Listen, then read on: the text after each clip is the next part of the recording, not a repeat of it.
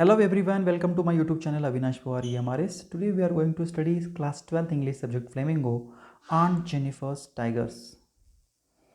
About the poet, this poem written by Andrian Rich, American poet, essayist and feminist. या एक American poet आहेत ज्यांनी खूप सारे निबंध लिहिलेले आहेत आणि एक फेमिनिस्ट आहे म्हणजे स्त्रीवादी ज्याला म्हणूया आपण, त्या विचाराला मांडणारे आहेत. One of the most widely read and influenced poet of the second half of the 20th century. She talks about women's experiences in her married life. She has tried to explore the inner feeling of a woman who is living under the dominance of men. तर या कवितेमध्ये जसं मी सांगितलं की स्त्रीवादी आहे, तर म्हणजे ह्या स्त्रियांचा जो काही अनुभव आहे लग्नानंतरचा, विवाहानंतरचा, तो त्यांनी सांगितलेला आहे की कशा पद्धतीने त्यांच्या ज्या काही इनर फिलिंग आहेत, आतील ज्या भावना आहेत एक स्त्री म्हणून, की कशा पद्धतीने एक पितृसत्ताक पद्धतीमध्ये डॉमिनन्स कोणाचा असतो, प्रभुत्व कोणाचा असतो, तर हजबंडचा असतो, नवऱ्याचा असतो. अशा परिस्थितीमध्ये त्यांचा जो काही अनुभव आहे तो त्यांनी या कवितेतून व्यक्त केलेला आहे. हे काही नवीन शब्द आहेत. प्रान्स म्हणजे walk or move around with high trancy steps, म्हणजे एक हिरोजची ज्याला म्हणूया की हिरोईक जी चाल आहे ती आपण चाल म्हणूया. टोपॅज ब्राईट येलो कलर्ड स्टोन, एक जसं आपण गडद रंगाचा पिवळ्या रंग जो आपण म्हणूया.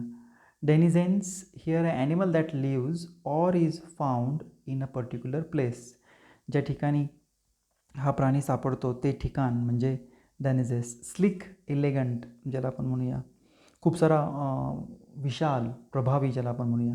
Chivalric being courteous step to women act of a gentleman. Ordeal, chivalric म्हणजे हिरोईक थोडक्यामध्ये. ऑर्डियल म्हणजे काय, extremely severe test or experiences, अतिशय कठीण अनुभव ज्याला आपण ज्यांनी घेतलेले आहेत ते. प्रान्सिंग पुन्हा एकदा आलेला आहे शब्द ज्याला आपण म्हणूया अतिशय प्राऊडली, अभिमानाने जी चाल असते, जशी हिरोईक एंट्री वगैरे होते तशी. Fluttering move in a quick irregular motion ज्याला म्हणूया आपण. तर पाहूया पहिला stanza.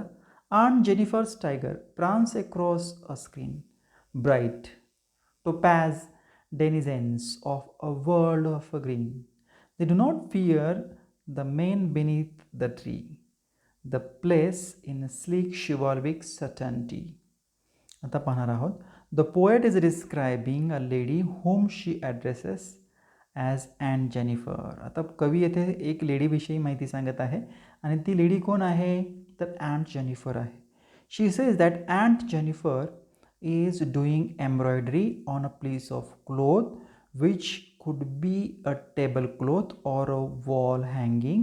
She has designed it with beautiful tigers which are running fearlessly in the green forest. आता ह्या ऑन्ट जेनिफर काय करतात, एम्ब्रॉयडरी म्हणजे काय, निडल वर्क म्हणजे ज्याला आपण म्हणूया, सुईने आपण काही नक्षी वगैरे काढतो ना कपड्यावरती, तर त्या एम्ब्रॉयडरीचं काम त्या कपड्यावरती करत आहेत. हा कदाचित टेबल क्लॉथ असू शकतो किंवा भिंतीवर लावण्याचं आपण म्हणूया डेकोरेशनचं असं असू शकतो. मग ते चित्रामध्ये काय काढलेत त्यांनी, तर टायगर्स काढलेले आहेत, जे टायगर अतिशय फिअरलेसली, कोणालाही न घाबरता फॉरेस्टमध्ये, जंगलामध्ये फिरतायत.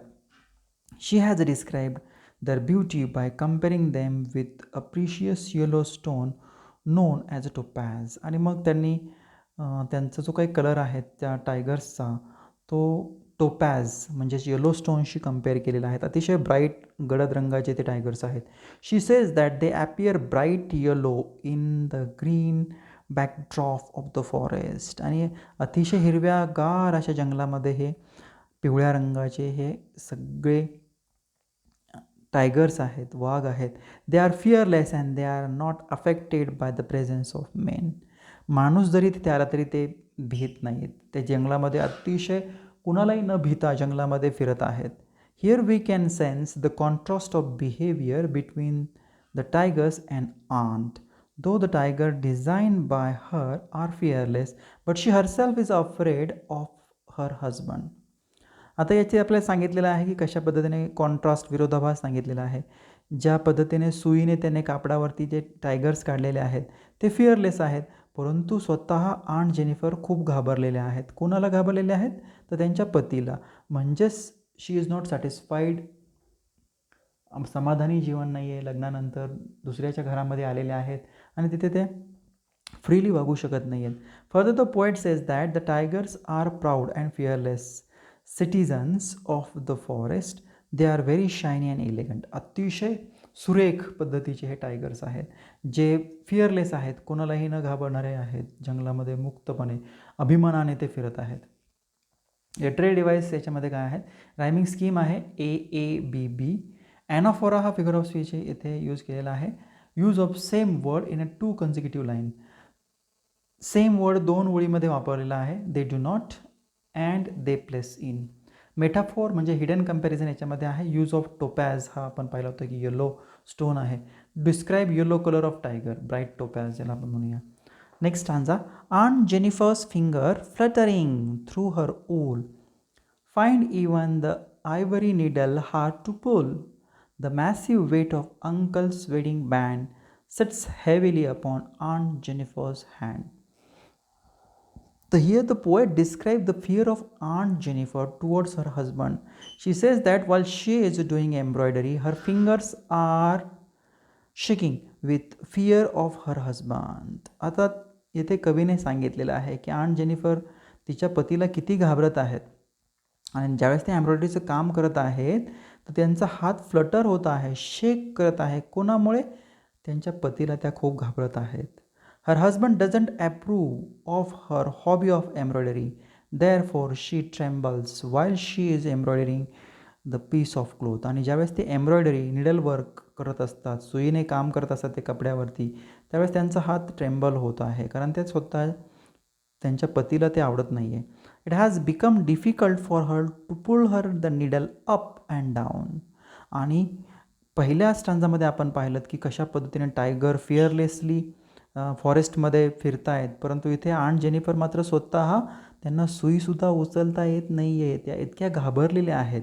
Then she describes the wedding ring which was given by uncle to Aunt Jennifer on their wedding day. नंतर त्यांनी स्वतःच्या वेडिंग रिंगबद्दल सांगितलेले आहे, जी त्यांना त्यांच्या अंकलने दिलेली आहे त्यांच्या लग्नाच्या दिवशी. She says that it is a kind of a burden for her to wear this ring. आणि ते म्हणतात की ही रिंग घालवण्यासाठी वेडिंग बँड जो आहे त्याला रिंग म्हटलेलं आहे, की मला हे एक प्रकारचं बर्डन जाणवत आहे, कारण मला त्याचबरोबर माझ्या ह्या रिंगसोबत मला खूप साऱ्या रिस्पॉन्सिबिलिटीज माझ्यावर त्या आलेल्या आहेत. सो येथे she has been tortured. She says that it is a kind of burden for her to wear this ring. She has been tortured by her husband so much that the wedding ring which could have been a beautiful gift for her seems like a burden to her. आता wedding band जो म्हणूया, ring जो आहे, ते प्रत्येकाला आवडणारी गोष्ट आहे, परंतु ती म्हणते मला ही खूप बर्डन वाटतं याचं, मला हा खूप नकोसा वाटतो हा वेडिंग रिंग. का बरं? She has faced so many difficulty in her married life and the little ring is described as a heavy band on her trembling finger. आणि मला माझ्या या वैवाहिक जीवनामध्ये लग्न झाल्यानंतर खूप साऱ्या कठीण प्रसंगाला सामोरे लावलेलं आहे. मी माझ्या या वैवाहिक जीवनामध्ये मी हॅपी नाही आहे, मला खूप भीती वाटते, असं त्याच्यातून सांगतायत की माझे हातसुद्धा थरथर कापत आहेत. This means that the ring is associated with some bad experience in the form of torture she has faced because of her husband's dominating behaviour. आणि याच्यातून असं कवीला सांगायचं आहे की जे आंट जेनिफरचे जे पती आहेत ते अतिशय स्वतः डॉमिनेट करतात, म्हणजे त्यांचा बिहेवियर असा आहे, त्यांचं वागणं कसं आहे की दुसऱ्यावर प्रभुत्व निर्माण करणारं, माझंच ऐकायचं आहे. सो हा एक प्रकारचा टॉर्चर त्यांना त्रास जो झालेला आहे, बॅड एक्सपिरियन्स त्यांना आलेले आहेत, त्याचा सिम्बॉल म्हणून ही वेडिंग रिंग येथे वापरलेलं आहे. लिटररी डिव्हायसेस रायमिंग स्कीम याच्यामध्ये AABB आहे. ॲलिट्रेशन F साऊंड रिपीट झालेला आहे. फिंगर फ्लटरिंग फर्स्ट साऊंड हा इथे रिपीट झालेला आहे. Wien aunt is dead, her terrified hand will die. Still ringed with ordeal she was mastered by. The tiger in the panel that she made will go on prancing, proud and unafraid. आता याच्यामध्ये पहिला stanza आपण पाहिलात की एम्ब्रॉयडरीवर जे tigers काढलेले आहेत, जे अतिशय फिअरलेसली फिरतायत जंगलामध्ये. दुसऱ्या स्टांजामध्ये अतिशय भीती असलेल्या, ज्यांना सुई पण उचलता येत नाही आहेत, एवढ्या त्या भिलेल्या आहेत पतीला, स्वतः आंट जेनिफरविषयी आहे. तिसरा स्टांजा हा दोघांचं कंपॅरिझन करणार आहे. ऑर्डियल म्हणजे त्यांना जे काही अनप्लीजंट नको असणारे अनुभव त्यांना त्यांच्या पतीकडून जे मिळालेले आहेत लग्नानंतर. मास्टर्ड बाय म्हणजे कंट्रोल, सगळा कंट्रोल कोणाकडे आहे लग्नानंतर नवीन ठिकाणी गेलेले आहेत, तर सगळा कंट्रोल नवऱ्याकडे आहे. प्रान्सिंग पुन्हा एकदा moved around proudly. The poet says that once can easily sense aunt's desire for freedom and fearlessness through her design of tiger.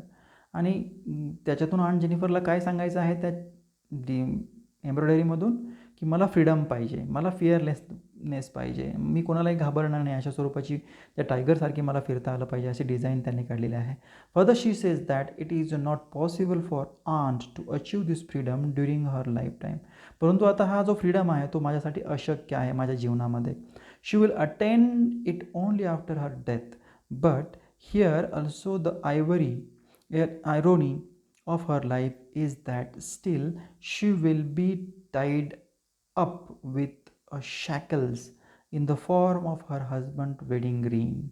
मग त्या म्हणतात की मला हा फ्रीडम कधी मिळणार आहे, तर माझ्या मृत्यूनंतरच मिळणार आहे. आणि येथे एक आयरोनी म्हणजे उपहास केलेला आहे की जीवनामध्ये कशा पद्धतीने त्या जरी मरण जरी पावल्या तरी त्यांच्या हातामध्ये तो वेडिंग बॉन्ड, ती जी लग्नानंतरची जी जबाबदारी जी आहे ते जबाबदारीचा तो बँड जो आहे तो नेहमी माझ्या हातामध्ये राहणार आहे.